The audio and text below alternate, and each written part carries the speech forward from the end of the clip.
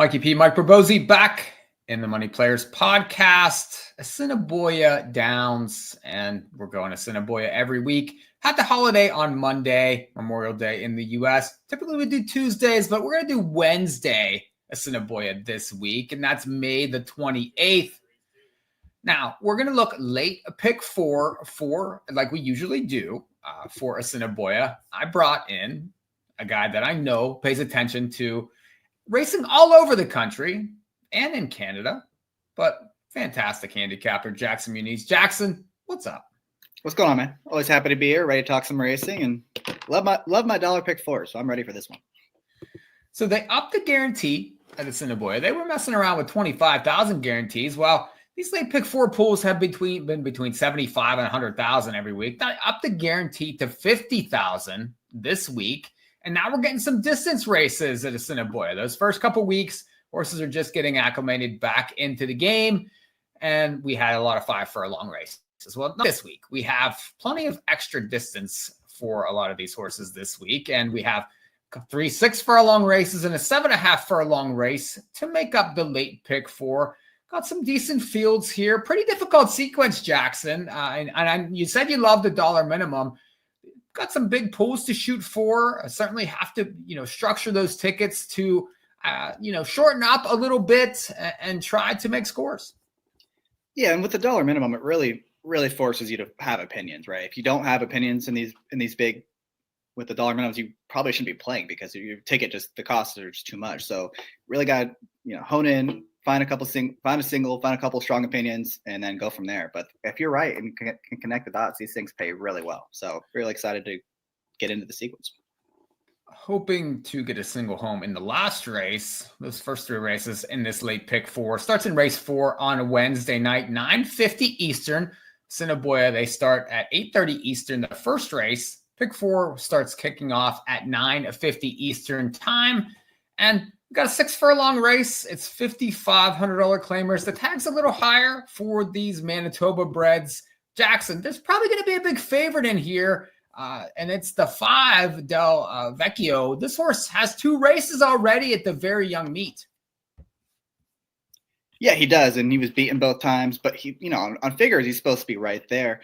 I'm gonna try to beat this horse. I know he's gonna be a big favorite in here, but it's been a long time since this horse has found the winner's circle, and I didn't really see a big excuse in either of the last 2 starts. And I'm at a short price. I'm gonna try to beat him. I'm hoping the horses towards the inside, the 1 and 2, bit of long shots, but are very quick. I hope they kind of get in his way and set this thing up for someone from off the pace.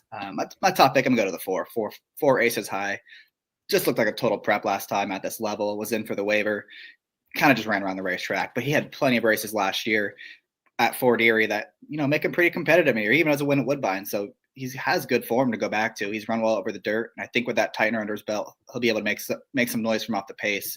The barn also is good for second off the bench. So I think this is one that you're going to see a much improved effort out of. I'm also going to use a couple of horses making their first starts this year. Number 3, Blue Sky Jade. Has good numbers to run back to. He'll be rolling from off the pace. First start of the year was a question mark. And then towards the outside, another one that should be rolling from the back. Last Renegade at 10-1 on the morning line.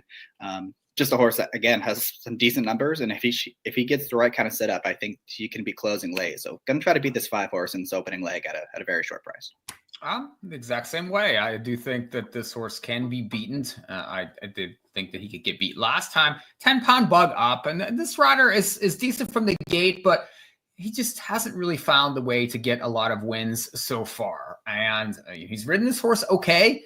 Got attacked early and late last time. But the fact that they're right back in, this horse is 9 years old. 3 starts in 3 straight weeks. Another one, I think that I agree. I want to fade, and I would use the 3 and the 4 here. Both I agree. I think the 3 would probably be my top pick, just Blue Sky Jade, 5-1 morning line. Was racing in Arapahoe, 2 straight wins there back in November. Now it shows up here. This horse likes to win, 13 wins and 20 seconds, 7/3. This horse is always around it. I think it should be right there and enough to be able to catch this leader. Like you said, hopefully gets softened up. I could definitely see the 4. Got that start last time and is able to stretch out a little more this time. Those dirt lines back and forth here are very good. I would use that one. No 7 for me, but a little 6. Charming Charlie, 4-1 morning line. Another one that got a prep last time. Showed up from Fawner, was claimed there 2 back, and this trainer Keplin is 5 for 12 so far to start the meet, 42%. A lot of them are shippers coming in that have more recency than most of these. I do think that this horse stretch out and distance should suit. If you look back, those Fawner races are 2-turn races, and this is a little bit of a longer race. So I do think there'd be plenty of speed. 3, 4, 6 for me to kick off that dollar pick for on Wednesday at Assiniboia. Jump to race number 5, and we're going 7.5 now. 2 turns here at Assiniboia. Now, this is a claiming race that is it's sort of like a starter allowance type race here. It's a conditioned claiming type race. Some of the better horses on the grounds going for 16,500. I was pretty spready here. I was the 1, the 2, the 4, the 7. I think all have some merit in this race. Some of them more prices than others. The one, Shamarin, shows up from Louisiana, had some lines at Lone Star, Houston. Now, this is Jason Gourneau is the trainer here. Different trainer, ships up, has recency, lost to a repeater last time. This horse has some extended lines here. You see those races at a mile and a 16th, and has raced well from off the pace. I think suits here. You get Whitehall.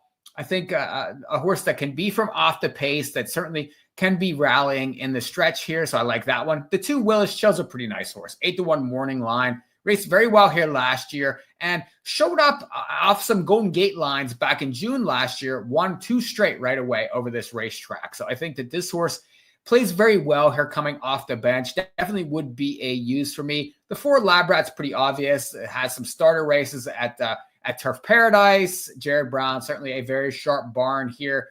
This horse won 4 times in 2004, so likes to win enough for me and is speedy. Could take some catching in the race. And then maybe another price, the 7.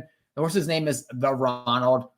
Couple Turf Paradise lines there. The turf races look pretty sharp, but the dirt races are okay too. And this horse could stalk as an outside post. Now the barn's a little cold. 1 for 78 so far this year. Pretty tough to overcome that, but you're going to get that baked into the price. 15-1 morning line. Jackson, what say you here? Yeah, I'm going to use 2. I'm going to lean on 1 more than the other. You mentioned Labrat. He seems pretty obvious in here, and it seems like he kind of has a pace advantage in this race that kind of lacks any of it. And I know he hasn't run in a while, but he's been working really well, just bullet after bullet coming into this race. And again, you just look through his form. I mean, when he makes the front end, he runs very well, and he's tough to beat. And when he doesn't make the front end, he doesn't run that great. And he's really supposed to make the front here. Got plenty of numbers that make him awfully competitive. He'll be the one I'm going to lean on the most. And he, 5 for 12 at this track. He obviously likes it here. So he'll be a big lean. I'm also going to use the 2 Willis Chill as an off the pace type. Now he has to overcome a much longer layoff than that one. But if for some reason they go really fast up front and it sets it up for a closer, it just feels like he's the best of those closers from off of it. Plenty of numbers last year that make him awfully competitive against this group, and just has to prove that he can overcome the layoff. But I'll have a little bit of 2, but mostly 4 on my tickets. Yeah, it's a good race. And those upper level condition races at Assiniboia can be very competitive. Plenty of pace in that race. And I do think I would be spready to try to get through there. Race number 5 on Wednesday. Another condition type race here in race number 6, and similar types going for the same purse. Now 6 furlongs here, Jackson. What's your thoughts on this race? Another pretty decently sized field here. Yeah, tough field. Pretty wide open race, I thought. And, I either wanted to get really spready or get really narrow. And I feel like this is a race where a lot of people are going to spread. So I want to do something a little opposite. I'm going to get really skinny here. I'm going to go ice cold to number 9, Totalizer on the outside. Second off the bench. I thought the last race, you were in fine. You kind of stumbled at the break, bumped into a rival after the start, and then had to rush up to, maintain position on the inside. And that's not really his style. You look through his form, all his best races come when he's able to come just a little bit off the pace, or maybe even from way out of it. So I didn't want to be too harsh on that performance where he, lost the pace battle and finished 3rd in that spot. Kind of seemed like it was just a prep. He usually runs better going further. Now he's got a much better post on the outside. He'll be able to get that preferred trip from just off of the pace. And I just think he's going to trip out in this spot. On speed figures, he's very competitive. And again, the added distance might be the biggest key for this horse. He also gets in light for the first time. He's dropping 10 pounds. That can't hurt his chances either. So I'm going to be ice cold to the 9 Totalizer and a wide open race. But I just think if you're able to get this one home, it's going to create so much separation from the rest of the pack. Yeah, new barn, new jockey, 10-pound bug there. This horse likes to fight for it for sure. And he won 3 out of 6 last year, so you can't really fault that. The fact that they went in and claimed this one for that price says a lot, I do think. I did not use him, though, for some of those factors. I used a couple different ones here. The 3 Curly East is a horse that really likes this place. Won 5 times here last year. A couple races at Turf Paradise, 2 races over this racetrack last year at this upper level. And this horse can stalk, can come from off the pace. I do think that this one plays pretty well off the bench with the extended distance. That 6 furlongs will suit him very well.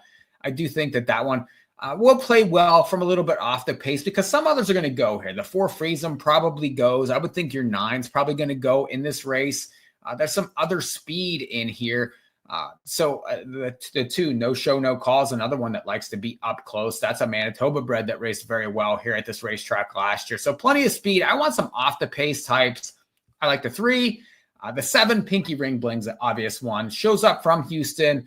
Now, these lines down there aren't great, but was favored in an open 75 last time, going 7. I do think that this trainer is showing up with some live ones from Texas. So we'll see what that one brings and what kind of money that one brings. 5-2 morning line. I think the board will tell a big story there for sure. So keep an eye on that. And then the 8 Mr. K is another one that raced very well at this level last year. Another one from off the pace. It's Jared Brown returning. Now, this horse is for 8 at the racetrack, but is always right there. And if you look last year, ran into Blazing Bow. It raced against Totalizer here last year. Ran in the Manitoba Mile. Was always close. Had no chance in some of those races the way they shaped. So I'm interested in him from off the pace. So 3, 7, 8 for me. Just the 9 for Jackson. And a pretty tough, difficult, I would say, race number 6 on Wednesday at Assiniboia. Let's go to the payoff leg. And it's maiden 75 going 6 furlongs. Jackson, how are we going to get paid here? Yeah, another tough race in this spot. I'm gonna try to beat the favorites in here, and I'm curious to see who you like because I know you said you had a strong opinion here. The 1's 3-1 the morning line, coming off of a couple really poor efforts out in Texas. So I think that one is one that could take a lot of money. I'm gonna try to beat, just hoping he's just going off form. And same with the 4 Clubhouse Charlie, who his last 2 races are actually really good, but they came going much further, and he really stepped up going the 2 turns. So not quite sure how he'll stack up on the cutback, even though his numbers make him awfully competitive against this bunch. I'm gonna try the 2 horse Marvelous Mark. Has a little bit of speed, class drop for this race. And, he's one that you look at his numbers 2 and 3 back over at Turf Paradise. Those fit really nicely against this group, and he's going to be a much better price than some of these other horses. So I'm going to use him. I'm going to use the 6, Mr. Benchy, off of the bench. This one might be in front. He's awfully quick, and he's another one that has plenty of numbers that make him competitive in here, and that might be all it takes in this wide open race. I'm also going to use the 10 on the outside, Swiss Laker Boy at 4-1. Just seems like he's going to get a really good trip from the outside. Comes from off of it. Another one dropping in class from maiden special weights to maiden claimers.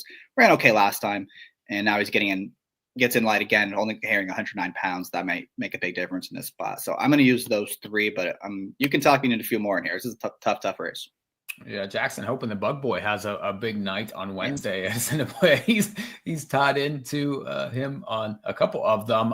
I went to the 1 High Plains Hunk. I realized that this horse is low on the book, but it's another one shipping up from Texas. Was the favorite in the last 2 starts there. Now, that's a pretty bottom level, state bred 5,000, but this is pretty bottoms also. I mean, maiden 75s at Assiniboia, I would think is fairly close to a lateral move.